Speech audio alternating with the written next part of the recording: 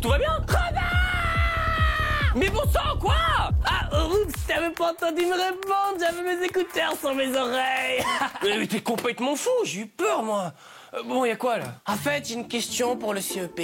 Ah, parfait, je suis tout oui. On va avoir une épreuve de français, mais il n'y a pas d'épreuve d'orthographe, de conjugaison ou de grammaire. Ça veut dire qu'on va pas m'interroger sur ces disciplines? Mais non, je te rassure, les horaires sont bons, il n'y a pas de problème. En fait, effectivement, il n'y a pas d'épreuve de grammaire, de conjugaison ou d'orthographe à proprement parler. En fait, ce ne sont pas vraiment des disciplines, ce sont plutôt des outils au service de la langue. Alors, dans les différentes épreuves, on va vérifier que vous êtes capable de les employer. Ah mais bon, t'es marrant, moi je sais pas comment les réviser du coup. On va se plonger dans les CEB des années précédentes pour voir sur quel type de questions vous pourriez tomber. Prenons une première question.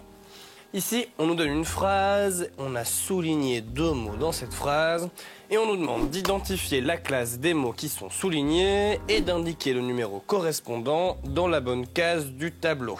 Ah, on nous donne même un exemple. Ouais, tu as tout à fait raison. En fait, c'est le mot qui porte le numéro 2 parce que c'est un pronom, et donc le numéro 2 se trouve bien dans la case des pronoms. Alors, le deuxième mot qu'on a souligné, c'est sourire. Et il va falloir déterminer la classe de ce mot. Ça peut être 2 choses, soit un verbe, l'action de sourire, ou alors un nom commun, le sourire. Sur la scène où j'ai laissé mon sourire, mon sourire. Merci Kenji, enfin, merci cher ami. Bon, pour savoir si le mot sourire est un verbe ou un nom, on va devoir regarder le contexte de la phrase. Un petit sourire inconnu. Nous savons qu'un déterminant accompagne toujours un nom commun. Et ici, on a effectivement un déterminant, c'est le mot un, et donc on en conclut que notre mot sourire, c'est bien un nom et pas un verbe. Mon numéro 1, je vais donc le placer dans la case des noms. Ici, je mets mon numéro 1. Allez, passons à un autre type de question de grammaire. Alors, ici, on me donne une phrase, j'ai retenu mon souffle, et une structure grammaticale.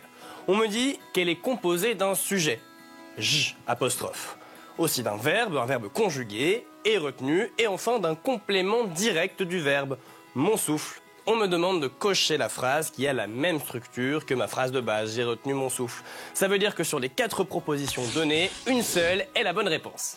Allez, je vous laisse quelques instants pour trouver la phrase qui a la même structure.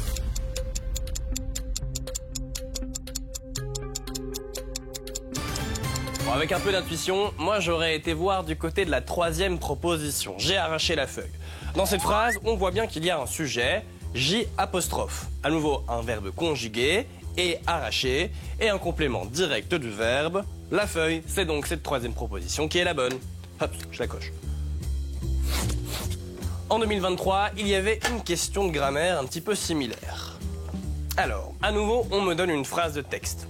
Là, il présente des numéros d'acrobatie, de jonglerie, de domptage. Bon, à nouveau, on me donne la structure de la phrase, la structure grammaticale, mais ici, elle est un petit peu plus complexe puisqu'il y a 4 groupes. D'abord, un complément circonstanciel, là, un sujet, il, un verbe, présente, et enfin, un complément direct du verbe, des numéros d'acrobatie, de jonglerie et de domptage. À nouveau, on me donne 4 propositions, seule une est la bonne réponse. Ah, j'hésite entre 2 réponses. Oh. Un classique, moi je suis sûr que t'hésites entre les 2 dernières propositions. Ah, comment tu sais? Toi aussi tu fais partie de la confrérie des voyants. Rien à voir. En fait, c'est parce que les 2 phrases commencent par un complément circonstanciel, puis un sujet, un verbe et enfin un complément du verbe. Si vous regardez la première phrase, avant 6 ans, les enfants participent à des ateliers de psychomotricité. Ici, on voit que le complément du verbe commence par une préposition à. Et donc ce complément du verbe, c'est à des ateliers de psychomotricité. Qu'est-ce qu'on en conclut? Eh bien que ce complément du verbe, c'est un complément indirect du verbe. Ah, et on les différencie comment alors? En fait, il y a une petite astuce pour repérer cette subtilité. Pour identifier un complément indirect du verbe, il faut que le complément puisse répondre à la question à qui, à quoi. Tandis que pour un complément direct du verbe, il faut que le complément puisse répondre à la même question mais sans préposition. Qui ou quoi. Ici, nous cherchons un complément direct du verbe, donc la question que nous devons poser, c'est qui, quoi. Et c'est la dernière proposition qui matche avec cette question. Je vais donc la cocher. Tu m'avais aussi demandé si vous auriez des questions de conjugaison. Si, señor. En voici une. Ici, on nous donne un extrait de texte. Je vous le lis. Oula, non, ça, je l'avais terminé vendredi soir. Là, j'écrivais juste pour le plaisir, une histoire de vampire. D'ailleurs, raconte-moi ton dernier cauchemar, ça me donnera peut-être des idées. Ça m'étonnerait, hein, c'est un rêve complètement stupide. Dans ce texte, on a souligné 2 verbes conjugués, avec terminé et étonnerait. Notre mission, c'est de retrouver le temps verbal de ces fameux verbes soulignés. On a juste à recopier la forme verbale dans la bonne case du tableau. Donc imparfait, plus que parfait, futur simple ou conditionnel présent. Notre première forme verbale, c'est avait terminé. Ici, c'est facile, l'auxiliaire est conjugué à l'imparfait, c'est le avait. Et donc, le verbe sera conjugué au Plus que parfait. Ah, c'est toi qui es plus que parfait. Je vais donc recopier la forme verbale dans plus que parfait. Avait terminé.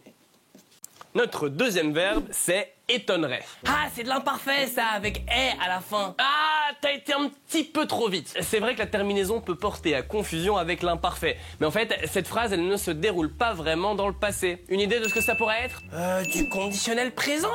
Tu as raison.